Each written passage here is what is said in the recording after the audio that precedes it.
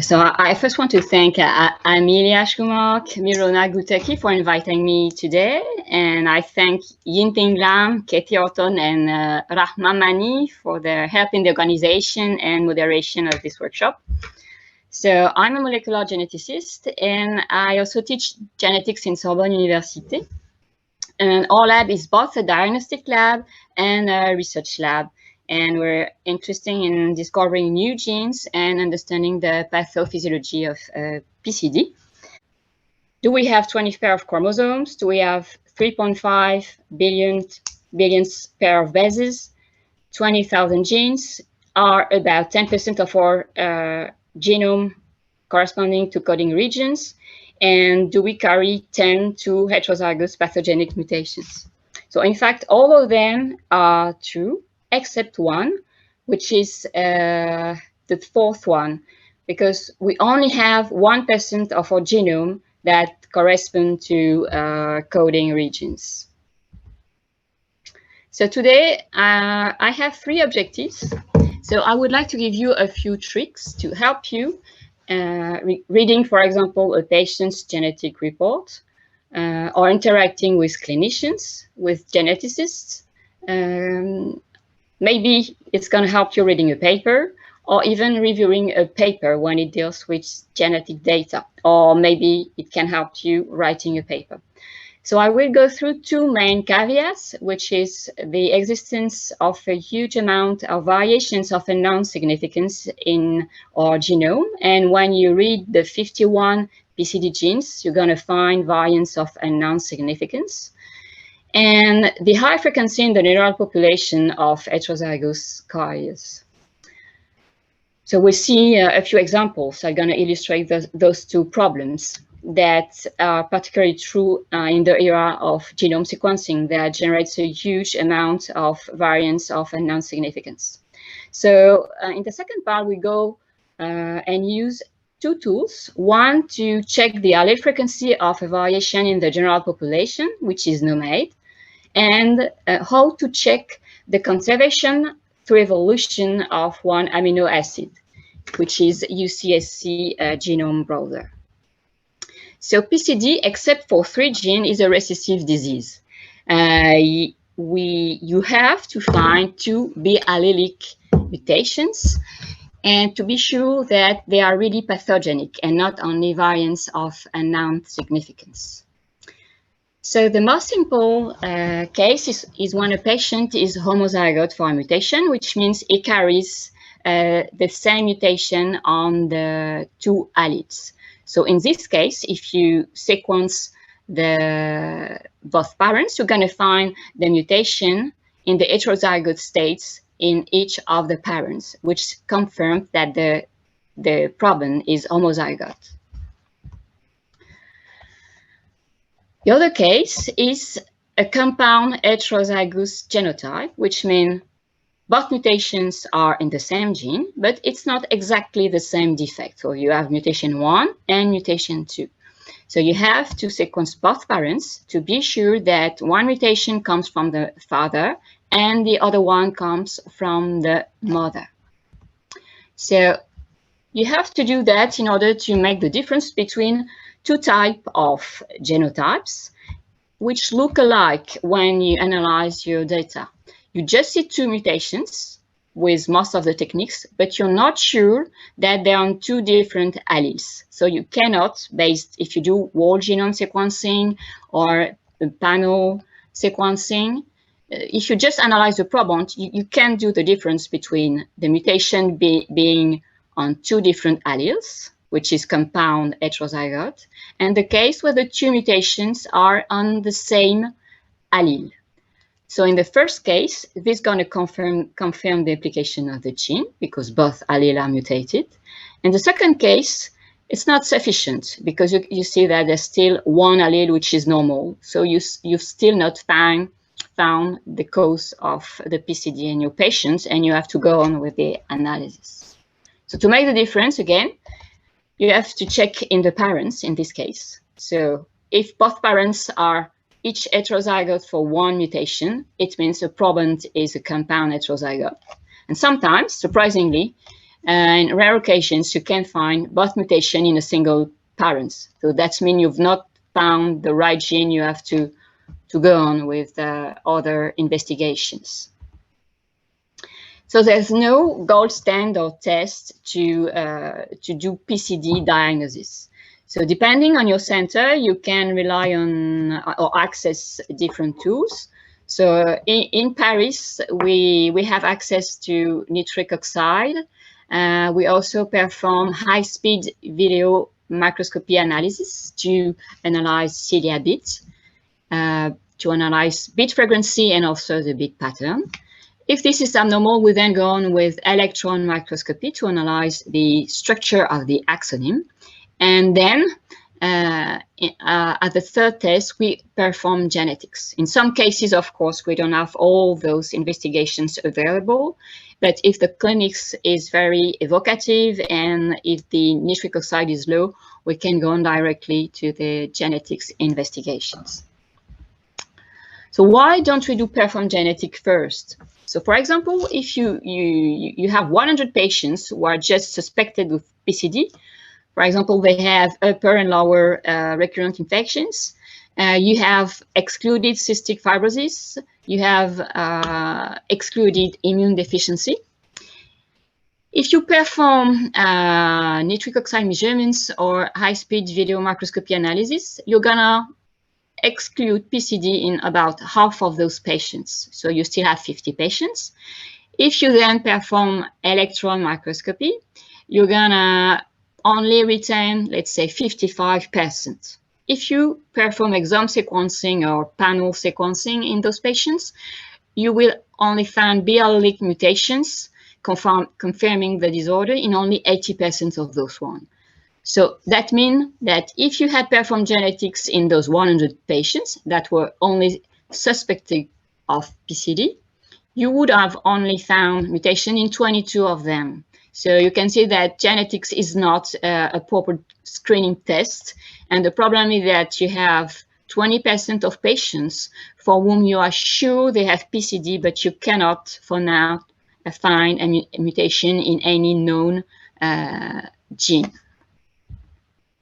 So for now, there are about 50 genes that have been implicated in the disorder.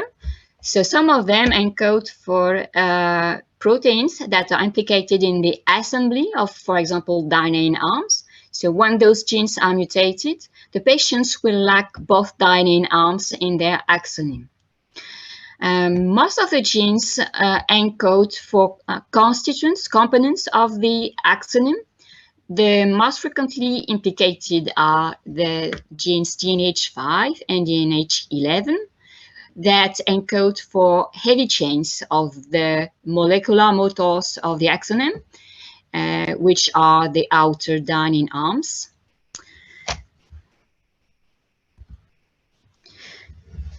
So when you find a mutation in a gene, and if you have the type of ultrastructural defect in the patient, you have to make sure that this is relevant. For example, you can classify the type of defects in 5 main groups, the most frequent being the absence of outer dynein arms or both dynein arms. So for example, if you see an absence of both dynein arms, and if you find one real mutation in one variation of unknown significance in a gene encoding for central complex defect, that's the problem. Probably that's not the right gene. You have to go on and try to find a mutation in a gene which is known to be responsible for the absence of both dynein arm. So we always make sure that both investigations are coherent. Something we also have to check the coherence of is what we see when we analyze the ciliary movement and the gene that we think might be or may be implicated. So on those movies that are a bit staggering because of the zoom, I think, you can see that in some instances, for example, the absence of inner dynein arm, you have very stiff cilia with a reduced beating angle. So when you see this kind of pattern, you see that probably you're going to find a mutation in CCDC 39 or 40. So if you find variants of a non-significance of in a gene which is responsible for normal ultrastructure or central complex, it's not possible. You've not found the right gene. So to go further, in collaboration with Bruno Louis, we developed tools that are able to identify specific patterns that can make the difference between the type of ultrastructural defect. So you can classify the type of beating alteration, and you can predict the kind of defect in the axoneme you're going to get, and you can predict the group of gene that is supposed to be implicated in your patient. So you always have, even if you don't have all those investigations, there are simple things that you can make sure are coherent with your genotype. It's the clinics. We know that when patients have a defect in both dining arms or outer dining arms, they're going to have a situs inversus or heterotaxy in 50% of cases.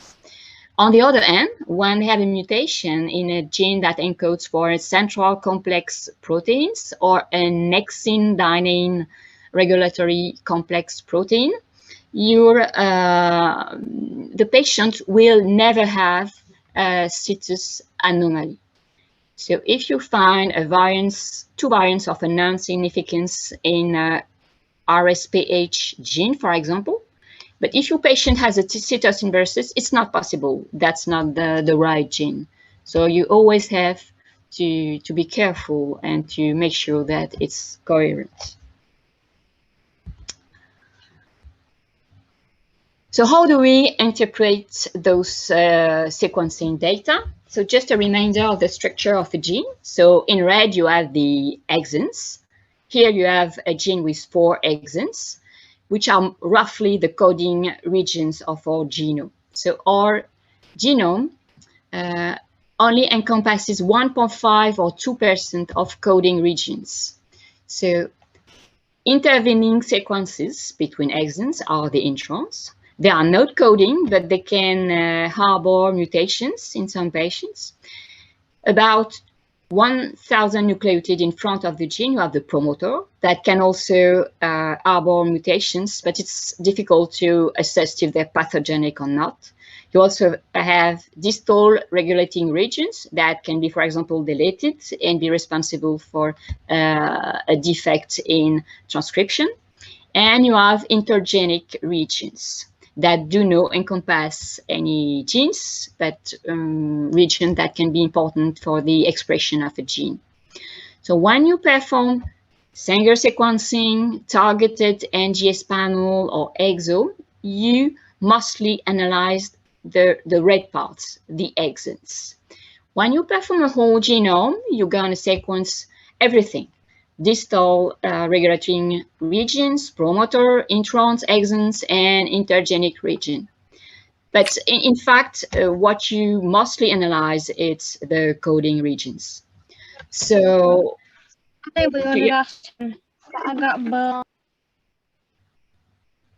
does anyone have a question? No? So with whole genome sequencing, you can analyze everything, but the problem is not sequencing now, is analyzing the data. It's very difficult. For example, if you have a C gives T in the middle of a promoter, it's very difficult to guess if that's going to be really pathogenic or not. So that's going to be a challenge for the next decades for geneticists. It's making sense of all those variations we can now identify in non-coding regions. So the word NGS, next generation sequencing, it's just a technical word. So it covers many different type of tests. For the most frequent one used in PCD is probably targeted panels, which encompass, let's say, 40 or 50 genes that are known to be responsible for PCD. Given the high number of genes for this disorder, now it seems to be pretty efficient to go, if you have the opportunity to go directly to whole exome sequencing, to just target the analysis of the 50 genes and then maybe broaden your screening to other candidate genes. And now in some countries, you can access whole genome sequencing to perform diagnosis. But again, the problem now is not sequencing. We can do that. The problem is to interpret all this huge amount of data. So we're gonna make a try for this survey. Can you just tell me in the chat if it's working, because I cannot see if it's work.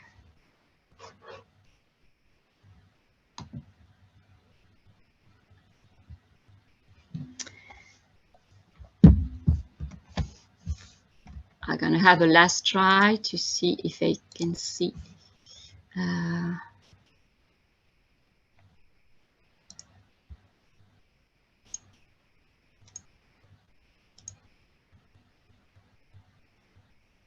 So what those exome sequencing targets? Ah, it works. Great.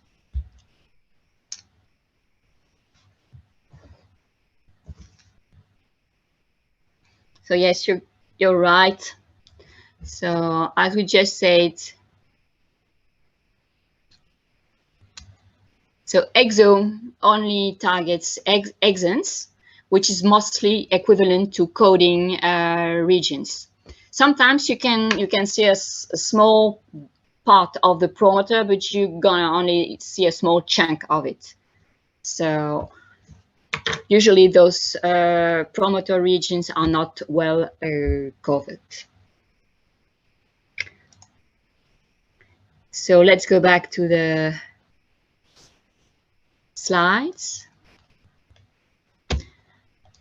So all over the world, geneticists classify the variation they found in 5 main classes. So the first one is benign variations, then probably benign variations that do not require, of course, any genetic counseling. So we carry millions of benign or probably benign variation in our genomes. The problem is unclassified variants or VUS. You don't know if they're really pathogenic. For example, they're rare in the general population. They target an amino acid which is pretty conserved, but it's very difficult, especially for missense variants, we'll see that later, to guess if they're really pathogenic or not. So it's not infrequent to say that we don't know what a variation is. Is it pathogenic or not? Sometimes we're not able to clearly classify it. The class 4 and 5 are respectively probably pathogenic and pathogenic mutations, and they require genetic counseling. And in some instances, the families may require prenatal diagnosis. So if the variants is of a non-significance, of course, you're not going to offer prenatal diagnosis because you're not sure it's pathogenic. So how do we name a mutation? So we're not going to go in full details, but that's just to give you another view of the way we can find a specific mutation, a specific change of one base inside our whole genome. So there are 3 main ways of naming a mutation. There are 2 ways at the gene scale. So when you see a mutation name that begins with small p dot, it's a protein name. So the p dot is followed by the number of the amino acid in the protein. So all proteins begin with a methionine, which is number 1 amino acid, and then you go on till the stop codon. There's another way, which is, let's say, more precise. It's the cDNA name, which the small c dot stands for coding. So in a codon, you have 3 nucleotides. So if you want to precisely name the mutation, you have to say which of the 3 nucleotide is mutated and towards which other nucleotide it's mutated. So it's also a numbering that begins with the A of the ATG of the translation initiation codon. So this is the first A, nucleotide number 1, then the T is number 2, the G is number 3, etc., etc. We'll see also how we can name mutation in the intron, because you have specific sequences at the end of the exon and the beginning of the intron that have to be highly conserved, and most of the splice mutation lie here. It's not a coding region, but it can harbor a mutation. We'll see on the next slide how to name this kind of variation. So the protein name is easy when you want to see which is a consequence on the protein level. For example, if you replace one amino acid by another, or if you replace an amino acid by a stop codon. But the cDNA name is important to make the difference when you want to specifically name the change. The third way to name a mutation is at the genomic level, at the chromosome level. So those names begins with a small g dot. There are several ways which are equivalents to give this name. For example, small g dot, and then you have this figure that is the number of the nucleotide in the within a whole chromosome, which is, for example, chromosome 5 here. So each chromosome has its own numbering, which begins at the top of the chromosomes. So usually it's a pretty large figure. And you have also to indicate the type of nucleotide change. Sometimes you can write CHR for chromosome 5, column, and then the figure and the type of change. Or in gnomAD, the database we're going to use, you can use this kind of writing. So here are a few examples of mutation names. So this one, the missense one, means that you have a leucine, number 4, which is replaced by a phenylalanine. In cDNA, you can write this mutation C dot 10 C gives T, because that's the first nucleotide of this codon that is mutated toward a T. So you're not going to have CTT, which is a leucine, anymore, but you're going to have TTT, which is a phenylalanine. So you're just going to change one amino acid in another, and that's this kind of mutation which is the trickiest to assess, to know if it's really pathogenic or not, especially in PCD where you have very, very large proteins. It's very difficult to predict if just one amino acid change is going to change the function of the protein. Another example is the frame shift mutation. So on the cDNA level, it's named C.16_17 del, which means nucleotides 16 and 17 are deleted. So you can see it's going to make a frame shift in the reading frame. So the ribosome is not going to produce the right protein. You're going to have a frame shift in the reading frame, and pretty soon, usually, you get a stop codon. And the stop codon is symbolized by a star. When you see a star in the protein name, it means there's a stop codon. So for this frame shift, there's a problem that begins around serine number 6. It's going to be replaced by a proline, and then pretty soon, you're going to get the stop codon. Usually, the mRNA is degraded, or in some instances, you're going to short protein or truncated protein that's going to be produced. The third example is a nonsense mutation, which means you're going to introduce a premature stop codon. So this time you have nucleotide number 10, which is a C, which is duplicated. So you're going to get, instead of CCT, this codon is gonna be CCC, and then just on the next codon you're gonna have TAG, which is a stop codon. So instead of arginine 8, you're gonna get a stop codon. So either you're gonna get a short protein with only 7 amino acids, or the mRNA is gonna be degraded. So another case is the case of splice mutations, which are pretty frequent in PCD. So as exons in transona don't have a specific numbering, you have to anchor to the last nucleotide of the closest exons, which is here number 30. This G is number 30. And then you're going to add +1, +2, +3 as long as you get inside the intron. So if you have a mutation on the first base of this intron, which is a G, you're going to say that is C.30, because the last base is number 30, and +1, because you just +1 base after the exons. So that's a G transformed towards a T. So in splice mutations, it's not always easy to guess what is going to happen on the protein level. So when you don't know what's going to happen, well, it's pretty simple. You just put a question mark. So you write P dot question mark if you don't know what you're going to get on the protein level. So we're going to have a short question. So where is located the C.824+1 gives T mutation?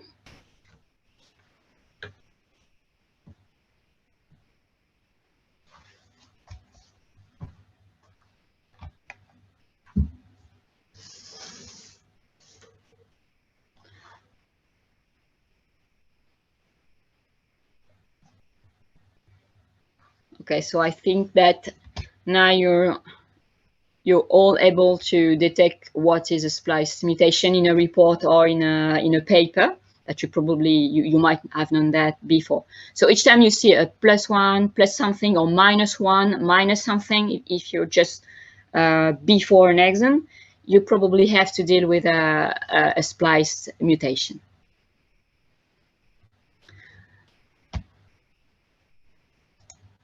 Right, so let's go back to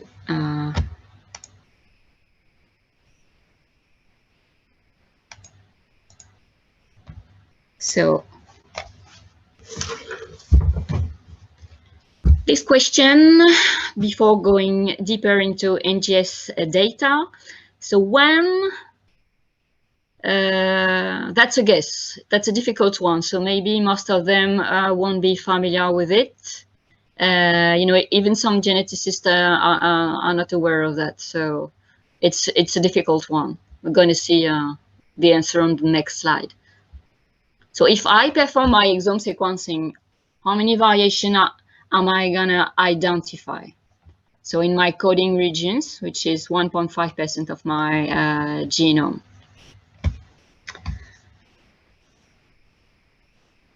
I see that the 30,000. So most of you are right. It's 30,000 variation. So that's a lot. But if you perform whole genomes, that it's almost 100 times as what you get in exome sequencing. So if you do a whole genome, you're going to get about 3.5 million of variation. So that's huge. So here is the answer that most of you got. One exome sequencing leads to the identification of 30,000 variation compared to a reference genome. So among those, 3,000 are very rare or not reported in general population databases like gnomAD. And in the end, when you filter those variations, about 300 of them are potentially pathogenic. So in the end, I probably carry something between 10 and 100 pathogenic mutations, but I probably only a carrier, which means I'm heterozygous, and most of the genetic disorder are recessive. So this explains why I may not have a genetic disease. So we all carry mutations and a pretty large number. So how do we sort variants? How do we know if something is benign or if it's potentially pathogenic?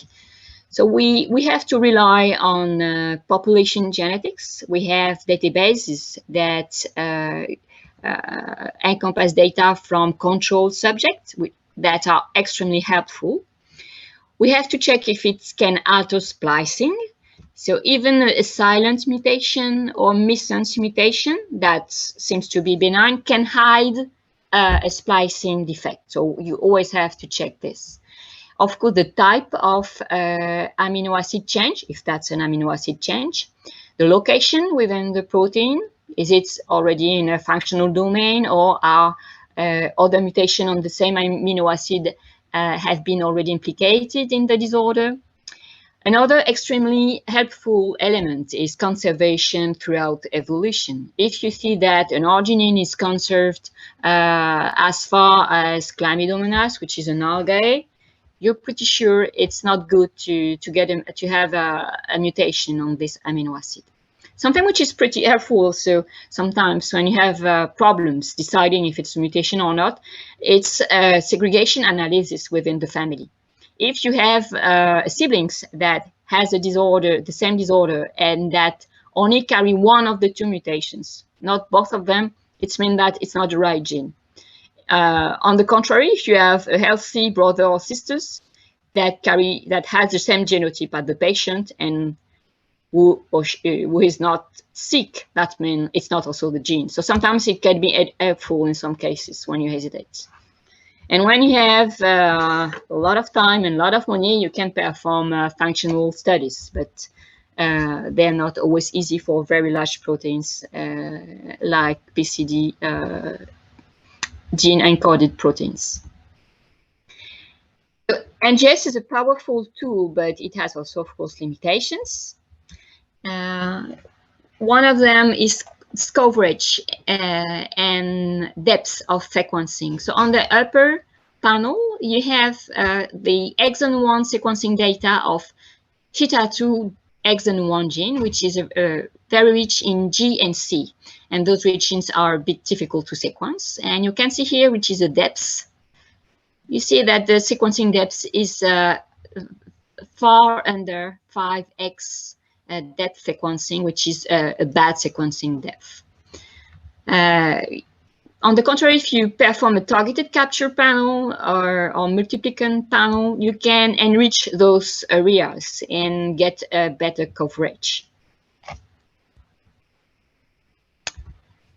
Another pitfalls, it's pseudogenes. Pseudogenes are kind of generated genes that have been duplicated through evolution, but they lost their promoters or regulating regions. So in the end, then they do not code for a protein. They don't lead to protein productions.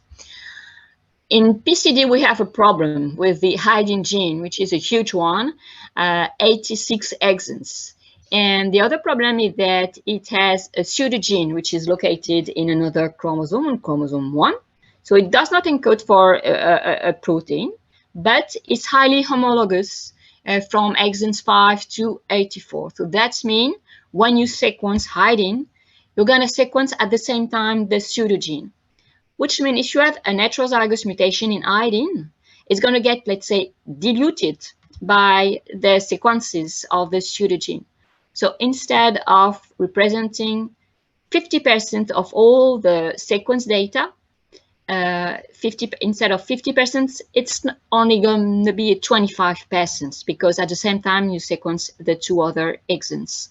So that's a problem because this threshold goes under the 25, it's just under most of the thresholds in the genomic data analysis pipelines. So ID mutations are highly underdiagnosed, unfortunately, because it's a large gene and probably many patients carry a mutation in this gene.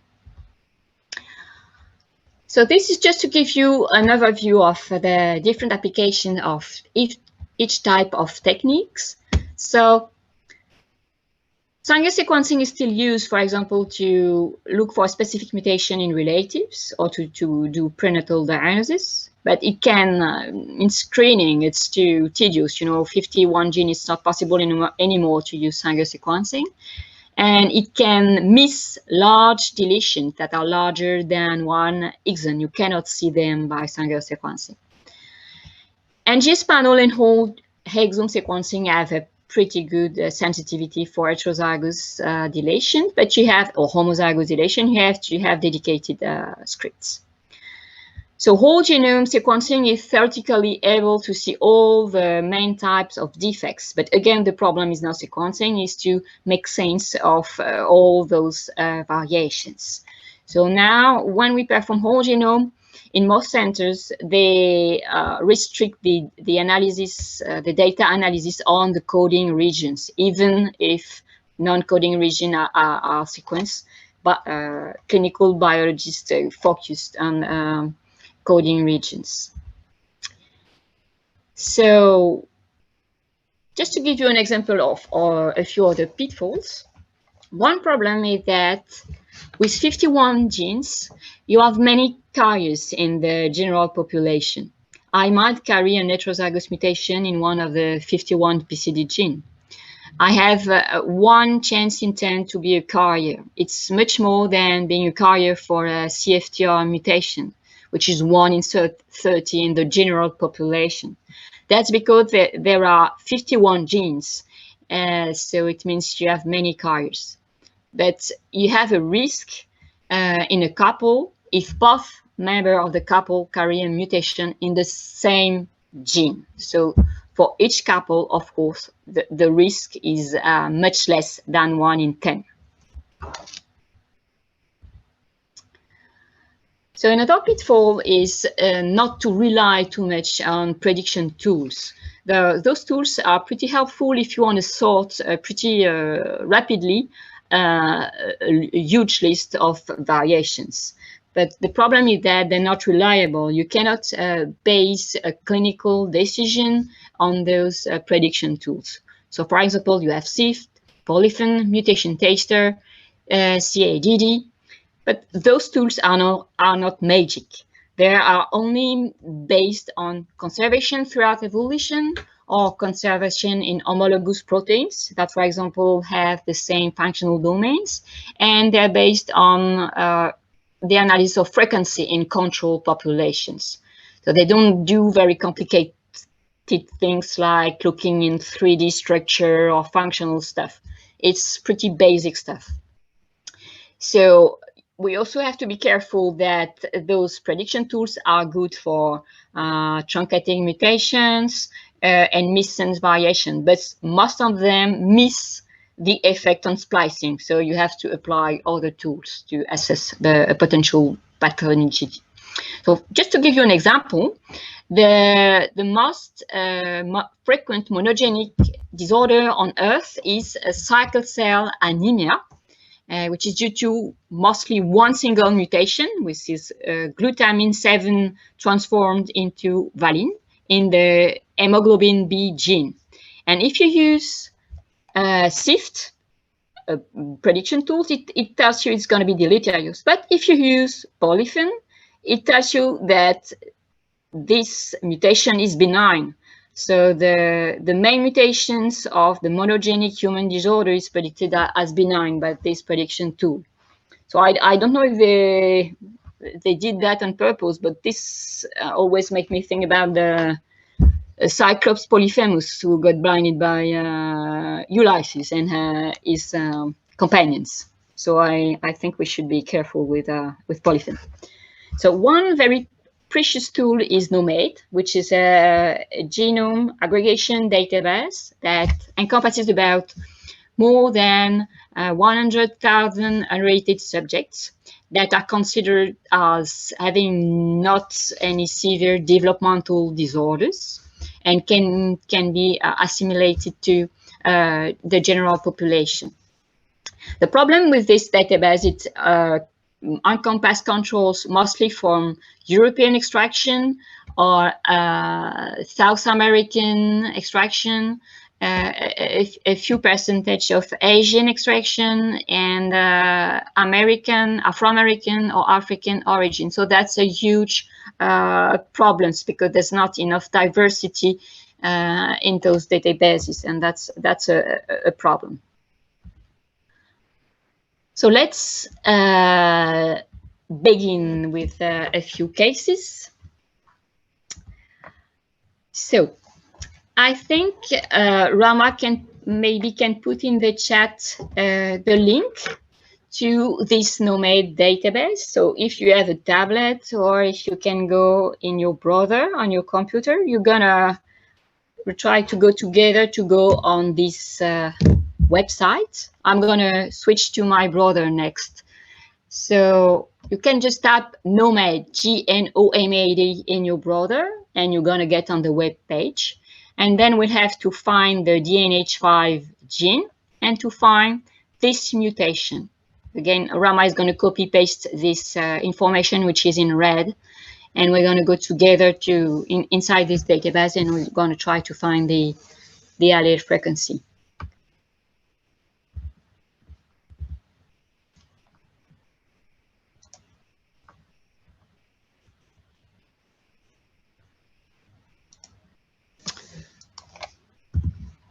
So let's go in gnomAD. So when you're on this screen, you have two search fields. So you can use the top one or the bottom one. So we're going to look at the variation, which is in DNAH5, which is the gene which is the main cause of PCD in human.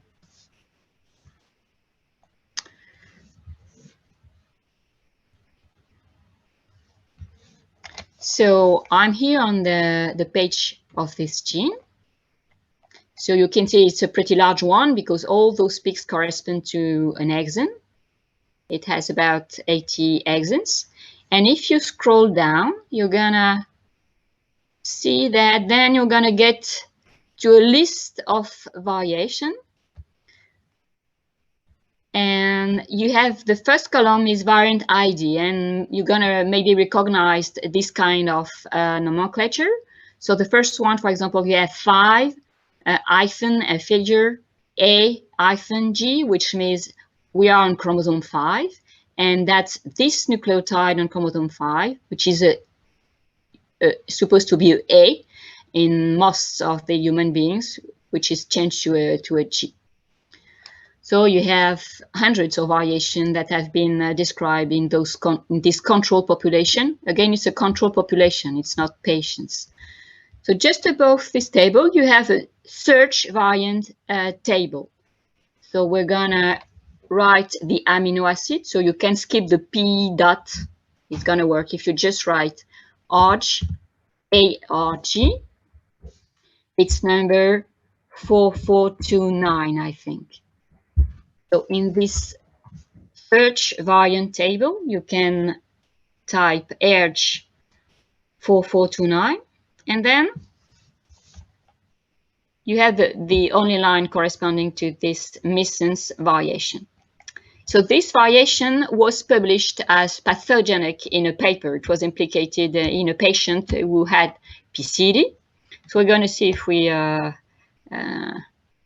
agree with this classification. So let's go on the link that's behind the variant ID. So once you click on this, you are on this page, which is specific of the variation, and which is going to give you the frequency of this variation in different populations in the gnomAD database. You can see that it's split in East Asian, South Asian, Latino, African American, European, Ashkenazi, European Finnish, because the Finnish population had a pretty different origin.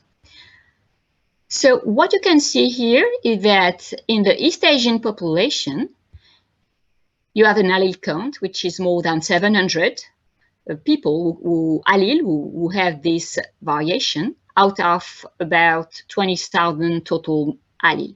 So if you divide the first figure by the second one, you're going to get about 4%, which is 0.0039. So the allele frequency of this variation in East Asia is 4%. That means that 4% of the chromosomes carry this specific variation, which is huge. So it's about 7.5% of people in East Asia who are heterozygous for the variation. So you can understand that, of course, it's not a PCD mutation. So the paper was not right to state that it was pathogenic. It's, of course, a benign variation. The other element is that you can see number of homozygotes in this population. It's 15. So that means you have 15 controls who do not have PCD, probably, and who carry this mutation in both of their alleles. So again, this shows that it's not pathogenic.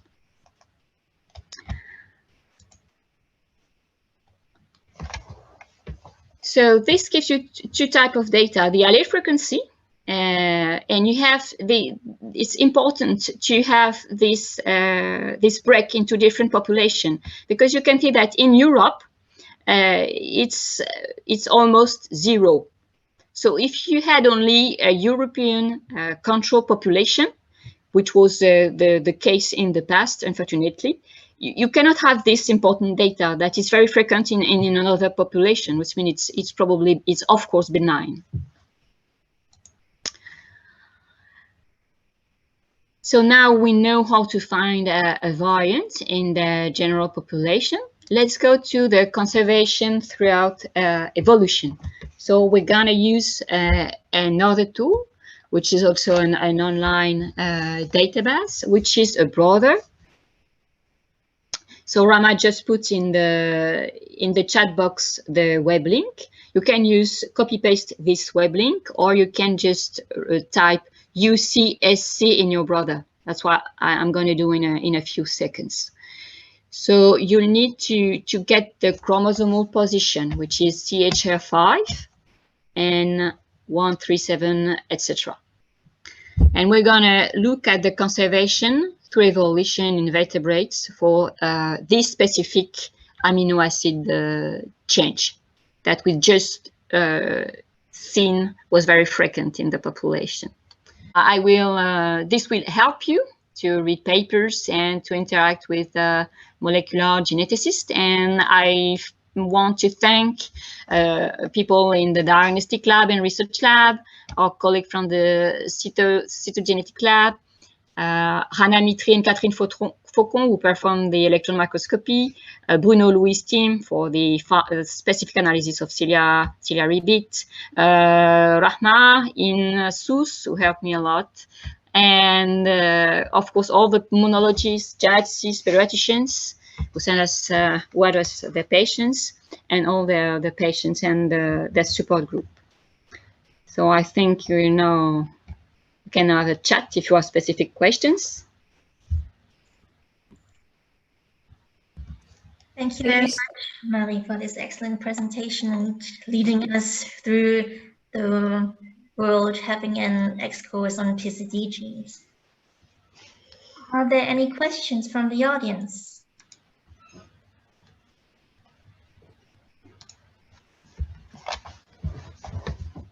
Well, Katie, would you like to start? Sure. So I had one about the genetic panels that you mentioned. You said they had about 40 to 50 genes that are tested for. How often do these panels get updated?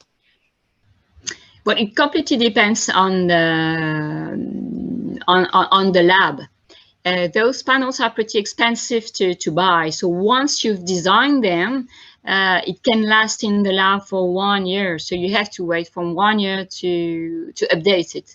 the thing is that, for example, in lab that are specialized in PCD, they usually include also candidate genes. So, for example, in the lab, in the diagnostic process, we also include on the targeted capture, more than 250 genes that are candidate genes. So that means we're doing the two things at the same time.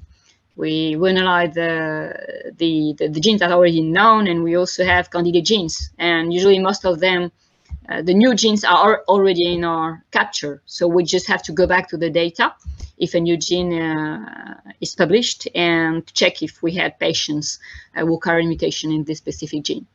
But that's a problem. And especially within certified lab, that's a huge work to certify a panel. That's a lot of work. So it's people are sometimes reluctant to update their panels.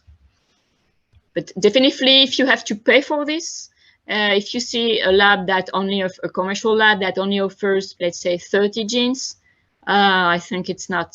If you can, you can. One option is to go directly to exome sequencing, I think, in PCD.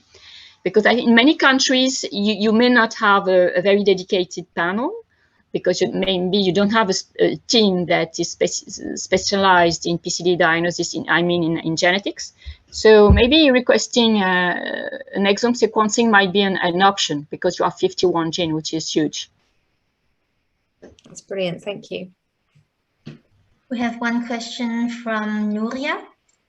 The question is about conservation. Would you consider the amino acid is conserved if you check for 20 species and there's only one change in one of the species?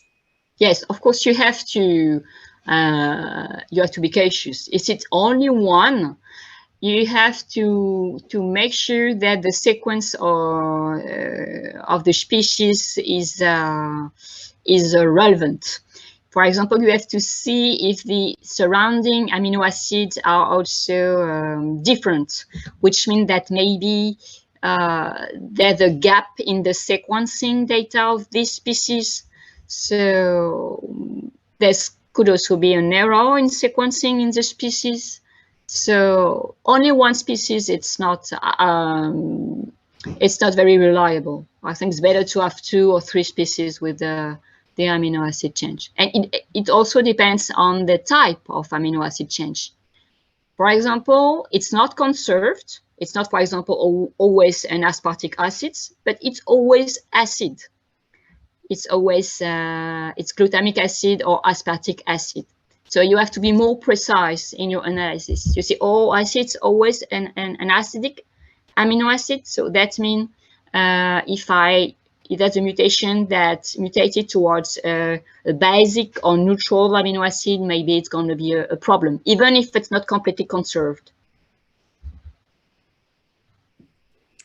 We have another question from Amelia. In examples like the last case study where there are 2 missense mutations in DNA H5, partial absence by TEM and some protein remaining on IF, do you see milder clinical symptoms? Yes, this patient was had milder clinical symptoms. All right, Amelia. Yes. And you can see on the cilia, you know, the cilia beating, it was not completely impaired. So that usually, in some instances, correlates with the disorder. We have to be cautious with this. But for example, in DNA H9 patients, the defect in ciliary beat is very subtle. And it's very difficult to make the difference between DNA H9 beating pattern and a normal subject. But DNA H9 patients have a milder phenotype. Probably the mucus can still move inside the trachea. We have a follow-up question on the same case from Loretta. Would you say that this is PCD? The one with DNH5 mutations? Yes. Yes. Yes, it's PCD. It was referred for PCD. The patient had low nitric oxide levels, and he had upper and lower infections. I don't remember if he had situs inversus. I don't remember. Let me check. Yes. No, this one, excuse me, so did not have situs inversus. But he was referred for upper and lower tract airway infections. We have a question from Yelma. Thank you for the talk, Marie. Very interesting. About the patient with the CCDC40 splicing variant you stated, it was classified as probably pathogenic. What kind of analyses do you perform to prove causality?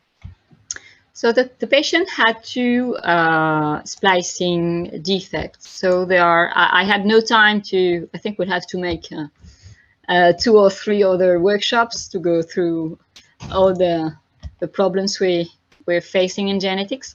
So splice mutations, we have many tools now to assess if a mutation is pathogenic.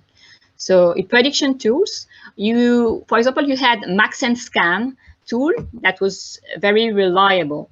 And now we have a new tool which is named Splice AI, which is based on artificial intelligence that's based on neural network approaches, and it's excellent because it takes into account the size of the exon, the existence of a branch splice site before the exon, the conservation of some exonic splicing enhancers that were pretty difficult to assess. So this for this artificial intelligence has been great to help us in interpreting those data. When you get a mutation in +1, +2, +5, you're pretty sure that it's a mutation, because it's gonna completely disrupt the donor splice site. The same thing, when you have a -1 mutation or -2, just before an exon, those sites have to be completely conserved. You cannot get a mutation on this one. It's gonna alter splicing in 99.99% of cases. Thank you. We have Harriet. She asks, first she says, thank you very much. It's a very interesting talk. Can you recommend any literature on correlations between phenotype and genotype? Oh, there are also, if you want to get a list of references, you have, for example, in the European guidelines, first author is Lucas. You can find other references regarding this, and you had a few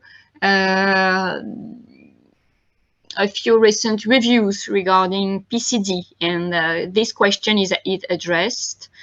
You have one from the German group.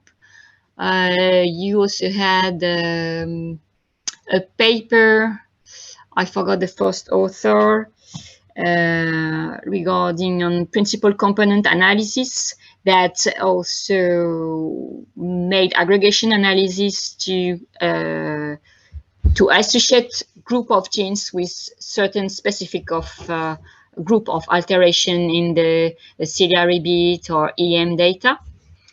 And I don't want to promote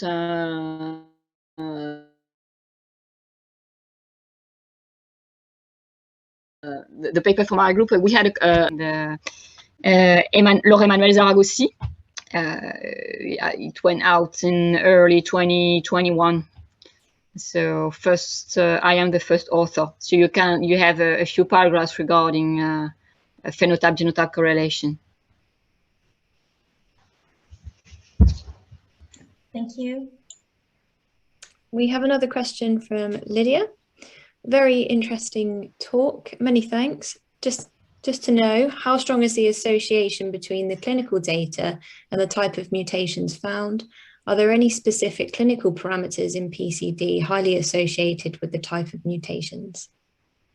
Yes, I also, just for the previous question, there's also 2 papers from the American group and also several papers from the British groups that showed you have a few genes for which you know they are more or less severe.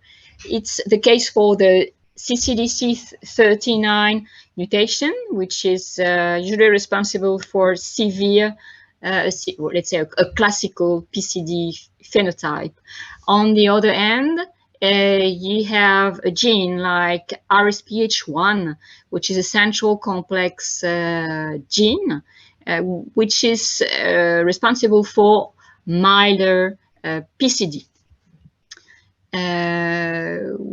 There's also a mutation, a specific mutation in the CCDC103 gene. So Amelia is a specialist of this gene and especially of many genes, but she published something, a very large study on this variation. And you have just a histidine 154, which is mutated to a proline. That's just a missense change, which is extremely frequent in the Pakistani population. And that's, we call that a hypomorphic variation. So that's a mutation, but it does not completely abolish the function, because CCDC103 is responsible for the assembly of dynein arms. But in those patients, you can still see some dynein arms, and the nitric oxide is not as low as in other patients. The same are in RSPH1. Nitric oxide is sometimes in some patients over the threshold. So there's also now we're trying also in the lab and in other groups to try to predict the fertility of patients. For example, people thought that DNH8 and DNH17 were might be responsible for PCD, but we showed that those proteins, in collaboration with the Aminata Touré group, we showed for the DNH17, we showed that those proteins are they are in outer dynein arms, but only in sperm cell, only in the axoneme of spermatozoa. So that means those genes cannot be responsible for PCD. So there are mutation in those genes will only result in male infertility. So for DNH5 or DNH11, it's a bit different because they are expressed, of course, in respiratory cilia, but they are not expressed in the flagella of spermatozoa. But you still have that in the male reproductive tract. You have other multiciliated cells that are in those epithelia. So in those epithelia, you still have DNH5 and 11, which probably explain the hypofertility of patients who have mutation in DNH5, even if this protein is not in the spermatozoa, it's still in the reproductive male tract. Thank you. And we have another question from Yelmer. Besides MaxEnScan and Splice AI, does your lab implement an RNA sequence approach to look at intronic variants? Yes, we can do that for example, for a specific patient. If you have an ultrastructural phenotype and you have already one heterozygous mutation in a gene you think is you're pretty sure it's going to be implicated, and there's one mutation missing, you can perform RNA sequencing in your patient. The thing is, you need to get enough sample to extract RNA, so it's usually better to perform a culture before to get enough cells, and then go on with RNA extraction and sequencing. But usually what we do is a less expensive approach, is that we just do RT-PCR and Sanger sequencing of the gene, because we have already primers for most of the, let's say, for the main genes. So we can we can find mutation. Especially there's one which is pretty frequent in Africa, in CCDC39. It's just in the middle of an intron. That's how we found this one. Thank you. A question from Mia. Thank you so much for the talk, Marie. I read somewhere that CCDC40 has a stronger effect on the lungs than other mutations. Do you know if this is accurate? Which is pretty well known, is that CCDC39 is a severe gene. So I think CCDC30, both genes are responsible for the same defect, which is you're gonna remove a structure on which radial spokes, inner dynein arms, and the nexin dynein regulatory complex are anchored. They are anchored on it. So it results in the same infrastructural defects when you mutate either CCDC39 or CCDC40. So, for example, in the American paper, they grouped all the patients with mutation in those two genes, 39 and CCDC39 and CCDC40, and they showed that the lung function was worse for those patients. So I think we can say that the average severity, I say average because you can still find patients with CCDC39 mutations that are just in the normal range of PCD severity. It depends at the age. It depends on the age at when PCD has been diagnosed, if there was antibiotics available, if the patient did physiotherapy. So all those parameters, I think, are also very important. So it's not always, we have to be careful when we talk with patients. We can say that the average CCDC39 or CCDC40 patients may have a more severe outcome, but it's not always, it's not 100% true. That's an average.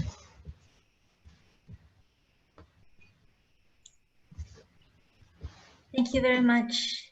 If there aren't any questions, we can close the discussion. So thank you very much, Marie, again, for taking us into the genes world and explaining everything from us, taking us from basics and even to more detailed case discussions. Thanks a lot. Thanks a lot. Hope it's going to be helpful for you.